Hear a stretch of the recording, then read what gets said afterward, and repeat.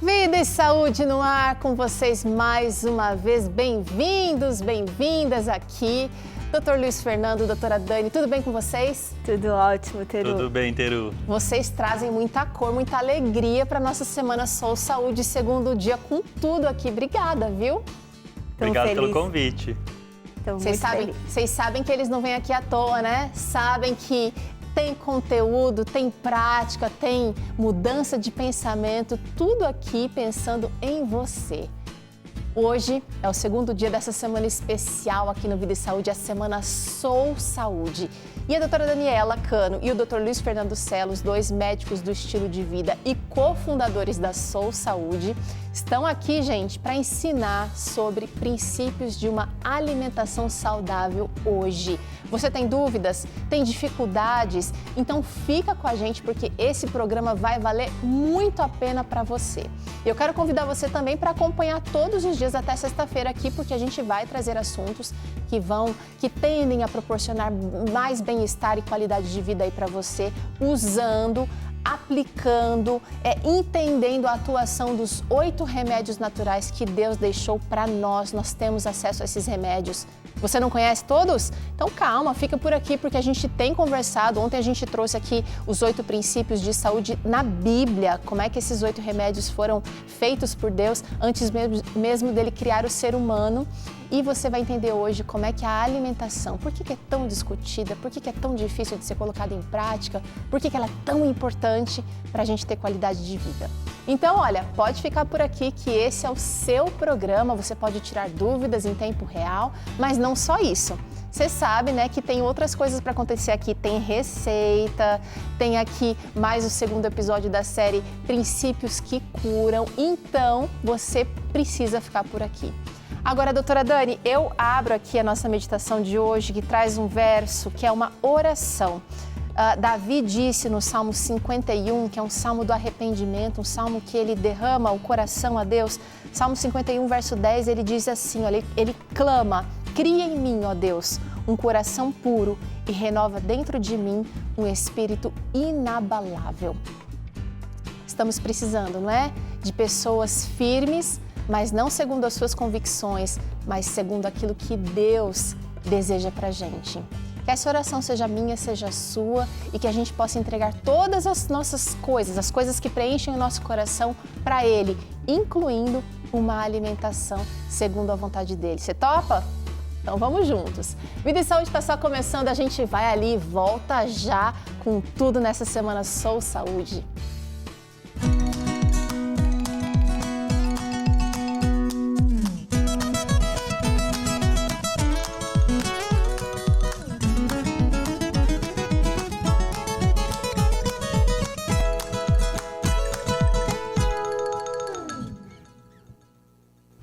De volta com a nossa Semana Sou Saúde com tudo por aqui. Hoje é o segundo episódio, ou a segunda participação da doutora Daniela e do doutor Luiz Fernando. Gente, hoje vocês vão falar de um assunto que eu tenho certeza, não sei a doutora Daniela, mas mexeu com você. Mudança alimentar pode deixar a gente maluco, doutor. Esse assunto mexeu com nós dois, Teru, e realmente eu tive uma mudança muito grande na minha vida. Tive que mudar tudo, porque a minha alimentação era péssima. E hoje a gente vai dar alguns segredos para o pessoal que está em casa. Mas eu já vou começar perguntando, doutora Daniela, tem gente que acha que é impossível viver feliz, com prazer, comendo saudável. O que você acha disso? É porque a gente está tão habituado, né, a comer tanta coisa gordurosa, cheia de açúcar e até passar mal, que acho que comer saudável não dá prazer. É o que aconteceu comigo, eu tinha muita compulsão por doces também, porque eu fumava e meu paladar estava totalmente alterado. E eu pensava assim, nossa, se eu não comer doces, se eu não comer coisas bem fortes, eu não vou ser feliz. E hoje é diferente, né? Você me conhece bem, o pessoal me conhece aí também que está em casa sabe que eu tenho super prazer em comer saudável.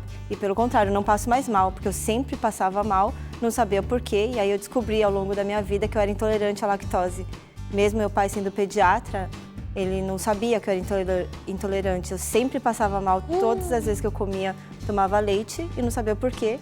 Na época ninguém sabia, né? Hoje a gente sabe que era intolerância à lactose. Tava sofrendo sem saber. Agora é o seguinte, você tá com vou chamar de inveja aqui, uma vontade também de amar a alimentação saudável, de comer gostoso, feliz.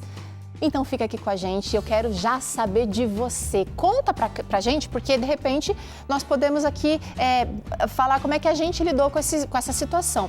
Qual é o seu maior desafio quando você prepara os seus alimentos aí? Você já sabe que precisa de mais verduras, de mais frutas, precisa deixar a carne, precisa abandonar o leite. Qual é o seu maior desafio? É preparar? É comprar? É gostar? Não sei. Me conta, usa esse QR Code que está aqui na tela e eu vou trazer aqui a doutora Daniela e o doutor Luiz para responder as suas dúvidas todas que você tiver. Vai, manda. Se você quiser usar o WhatsApp, também pode digitar lá 12 98266 0004. Comer é muito bom, né, gente? Muito. É bom demais. Eu acho que é uma das melhores bênçãos que Deus deu pra gente é comer. A gente produz substâncias que, em níveis baixos, né, mas comparadas às substâncias que as pessoas produzem quando usam droga. Claro, comer dá muito prazer, Teru. Deus é tão bom que Ele criou alimentos para todos os gostos, de todas as cores, texturas e sabores, e colocou na nossa língua a capacidade de perceber esses gostos e de ter muito prazer. Só que a gente sabe que a alimentação de hoje altera tantos alimentos que a gente começa a perder a capacidade de gostar daquilo que Deus fez na natureza. A gente vai falar muito sobre isso no programa de hoje. É verdade, doutora. A gente vê as crianças hoje em dia, né, as pessoas mais jovens, não têm muita noção da origem dos alimentos que gostam de comer. Não sabe às vezes o nome dos legumes, das frutas e nem de onde surgem alguns alimentos.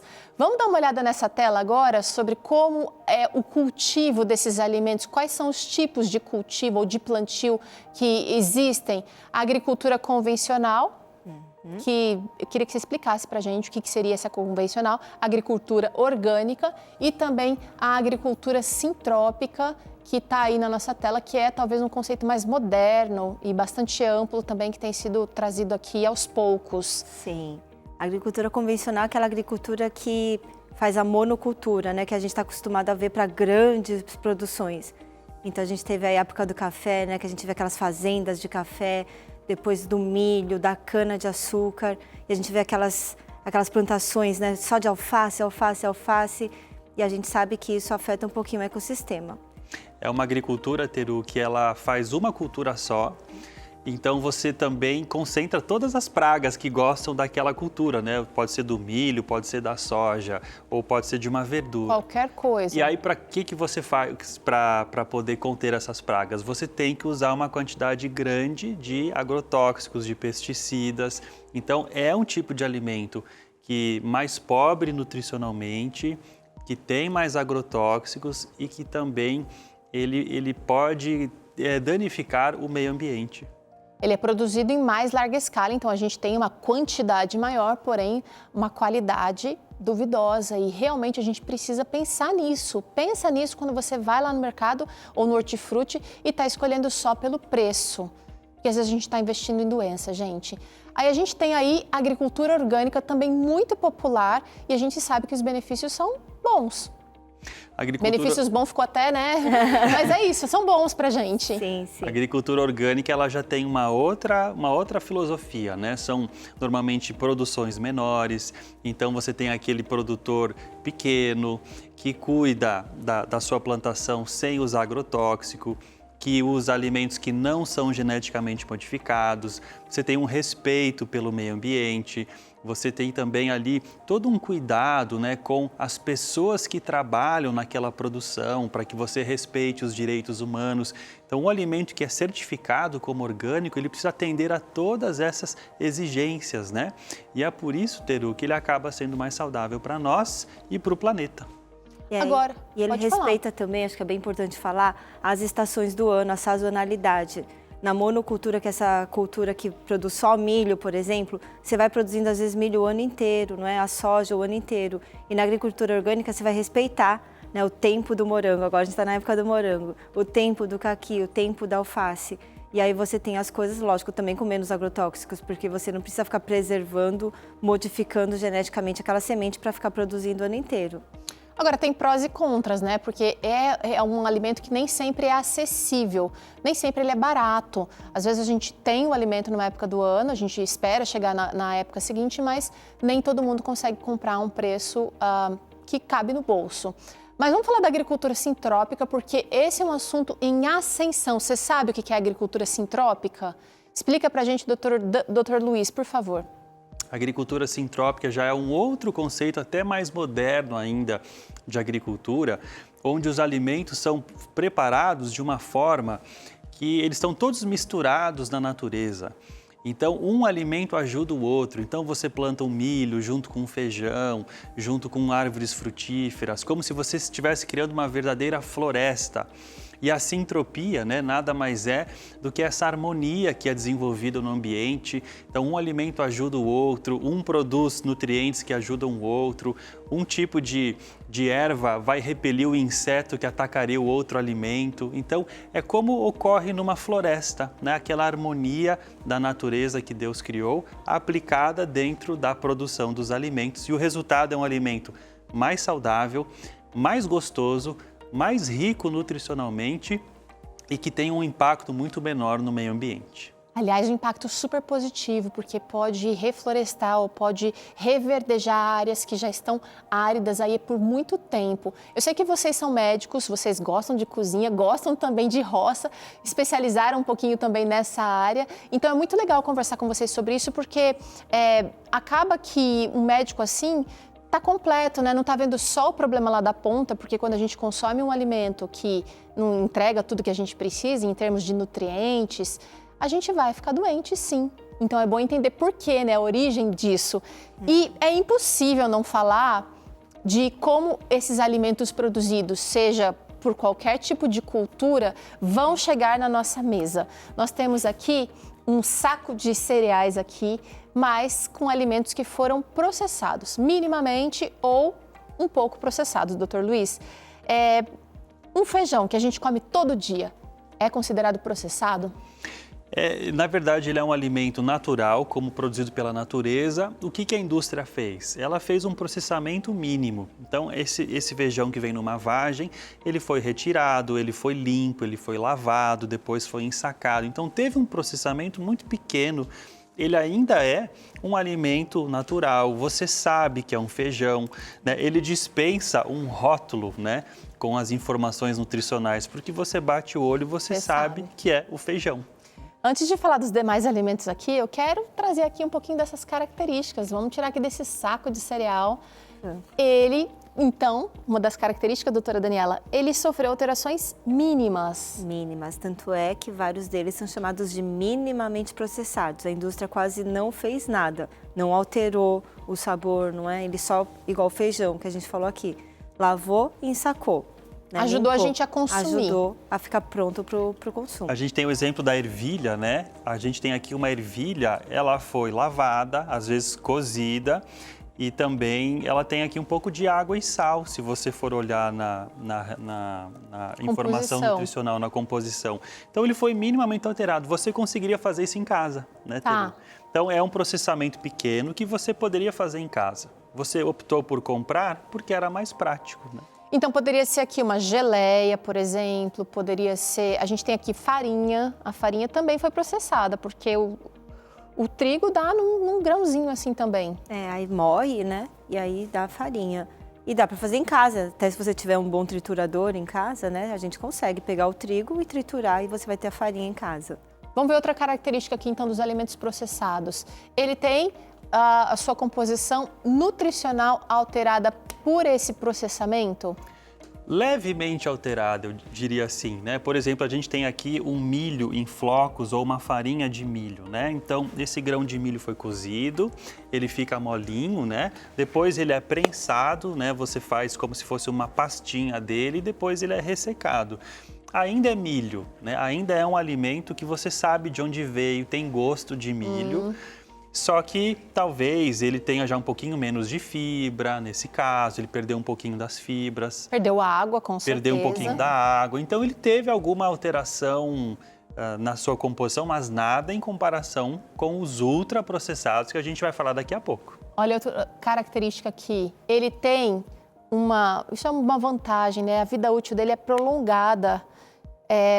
De repente, numa época em que a gente não vai encontrar milho, doutora Dani, a gente encontra a farinha de milho, então a gente ainda está recebendo nutrientes ali, menos, mas ainda está recebendo. Exatamente, a mesma coisa na lata, né? Se a gente tem um milho, e até o nome já fala, né? É milho em conserva, porque na conserva, com aquele pouquinho de sal, a gente consegue preservar ainda aquele milho, né? Mesmo que está fora da geladeira.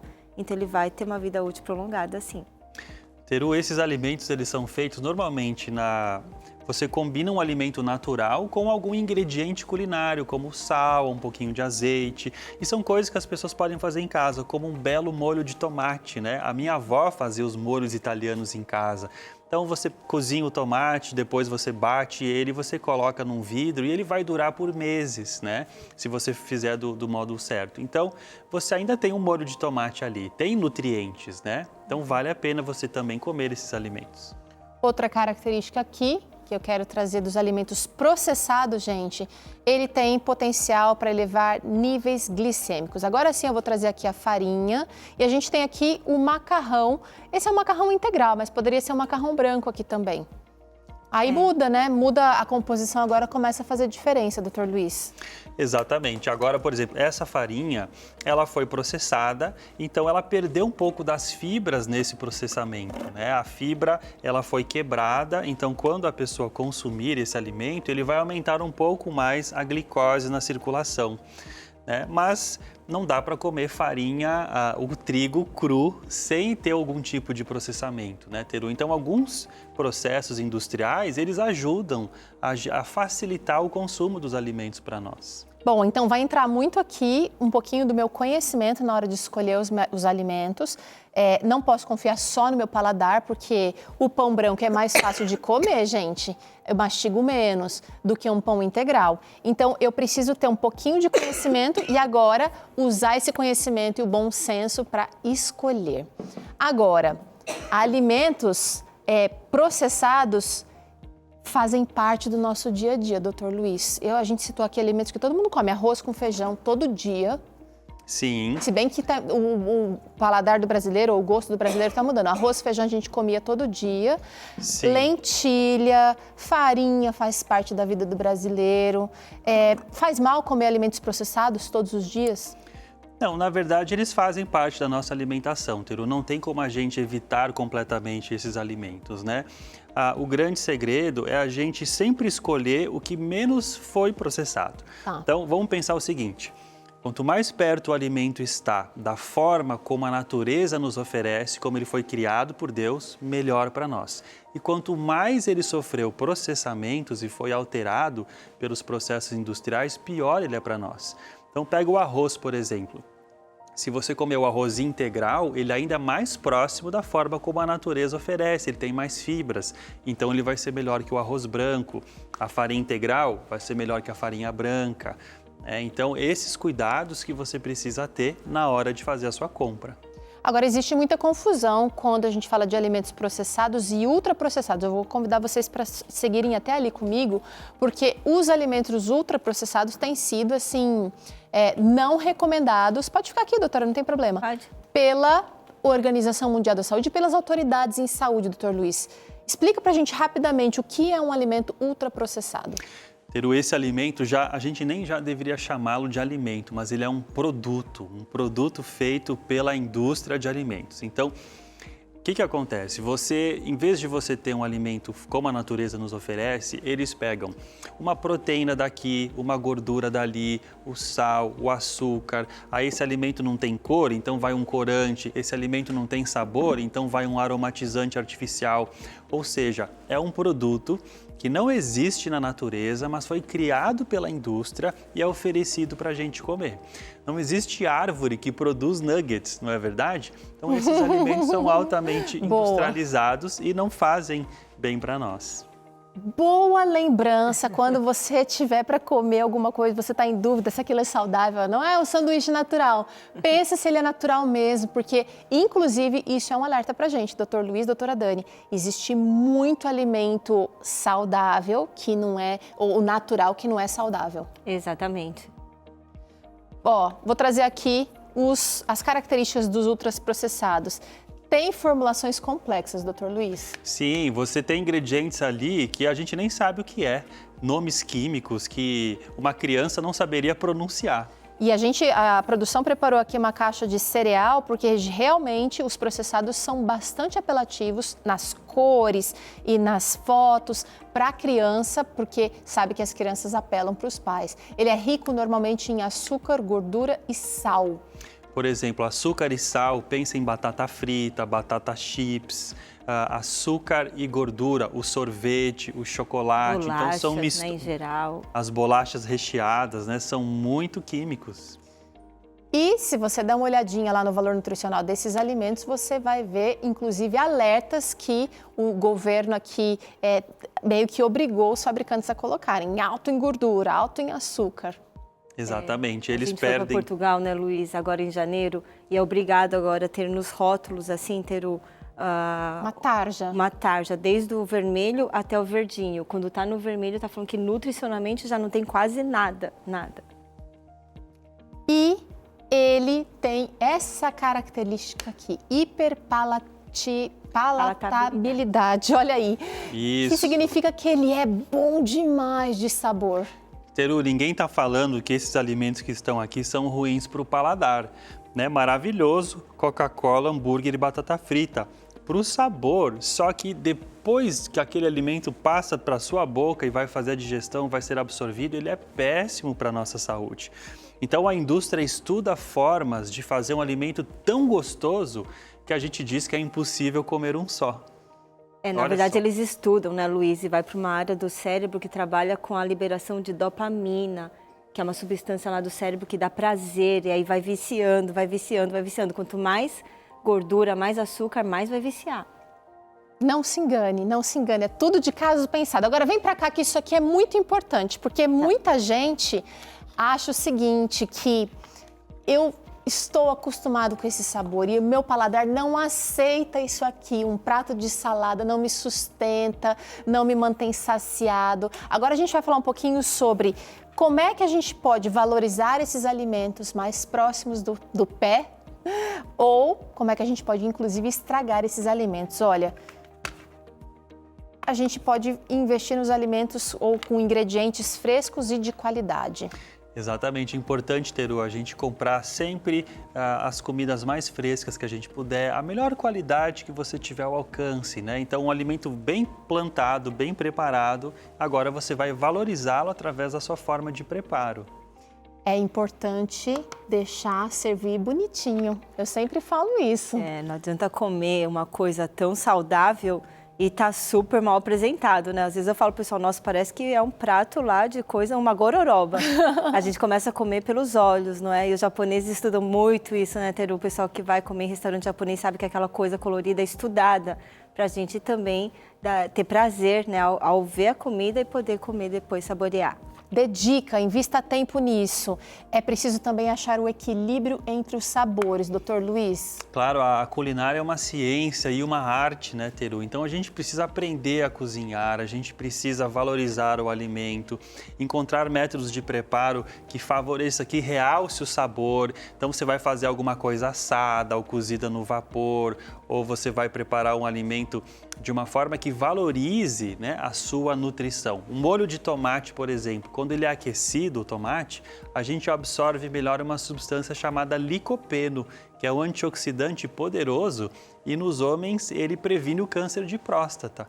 Então, quando a gente prepara bem o alimento, né, Teru, ele é protetor para a nossa saúde. Estou colocando aqui o preparo adequado, é imprescindível. E isso só vem com o tempo e com a prática. Então, você que está entrando nessa vida agora, você tem que ser persistente, estuda, assiste aqui o Vida e Saúde. A Arlete tem testado muitas e muitas receitas, milhares, para que você possa errar menos aí, mas possa realmente valorizar isso que você tem às suas mãos. Agora, a gente pode errar, pode pecar, pode matar os alimentos saudáveis quando a gente exagera no tempero. Sim, se você, por exemplo, pegar um alimento, pode ser uma salada bem bonita, Teru, aí você coloca lá um monte de azeite, sabe? Sal. As pessoas adoram mergulhar a salada no sal, no azeite, um monte de vinagre. Você está estragando aquele alimento, tornando uma salada uma refeição muito calórica, né? Então, olha, tem que pensar também, olha, que o cozimento em excesso, eu falo que acaba matando o vegetal. Deixa aquele brócolis amarelo, sem cor. Eu tava pensando no brócolis. A gente vai num restaurante, às vezes, né? Você vai pegar num buffet aquele brócolis que tá aquela cor verde.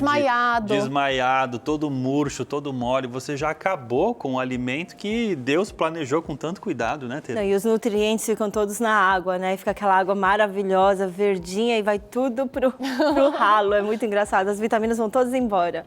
A abobrinha também é outro legume que sofre muito com o excesso de cozimento. E se você tem trauma de abobrinha, de repente está faltando deixá-la menos no fogo. Olha, outra chance de estragar o alimento bom, gente, quando você não higieniza adequadamente. A gente sempre tem que pensar que o alimento pode ter um pouco de terra, ele pode ter um resíduo de agrotóxico. Então, eu sempre digo, Teru, que a gente pode, por exemplo, reduzir muito a quantidade de agrotóxico em um alimento se você lavá-lo em uma mistura de água e sal. Então, a 2% de concentração, ou seja, para 1 litro de água, você usa 20 gramas de sal de cozinha. Faz uma salmoura, né, mistura bem e lava os alimentos nessa água com sal. Isso reduz em mais de 80% a quantidade de agrotóxicos. Depois, claro, né, para não comer o alimento todo salgado, você depois enxágua de novo numa água natural. É importante também aprender a combinar, gente, porque tem coisa que não vai junto. É verdade, Teru. Você sabe que a gente tem atendido muitos pacientes que até comem saudável, mas aí mistura tanta coisa no mesmo prato. E a gente sabe que às vezes, né, o feijão, por exemplo, que tem bastante fitato, né, se você não deixa ele de molho, não prepara ele direitinho, você vai ter um fator antinutricional, você vai diminuir a absorção, às vezes, do ferro, né, do cálcio. A gente sabe que o leite com café é uma combinação, que o cálcio vai atrapalhar a absorção do café, então o cálcio do leite, né, o ferro, quer dizer. Então a gente precisa tomar cuidado como é que vai preparar, porque você pode ter competição, né, dos nutrientes aí, por isso que não pode misturar muita coisa no mesmo prato. Bom, nós perguntamos para você qual é o seu maior desafio no preparo dos alimentos. Eu quero trazer aqui algumas participações. Quem está na tela agora é a Amanda, dizendo o seguinte: minha dificuldade é a substituição de gorduras ruins por gorduras que fazem bem. Vamos falar um pouquinho sobre isso aqui ainda hoje? Vamos sim. Vamos, já, Amanda, fica com a gente. Quem mais está aí? A Dalva está com a gente? Ela disse o seguinte: olha, o meu maior desafio é encontrar alimentos como feijão e milho que não sejam transgênicos. Muito bem, Dalva, estamos na luta, viu? Mas se você tem um pedacinho de terra aí, quem sabe está na hora de começar a plantar ou comprar de quem planta aí por perto. É uma boa. Vamos para o intervalo? Rapidinho, a gente volta já continuando esse assunto de alimentação aqui e você acompanha ainda hoje o 2º episódio da série Princípios que Curam. Na receita aqui de hoje, você vai ver essa massa multifuncional proteica com um recheio de dar água na boca. Já a gente volta.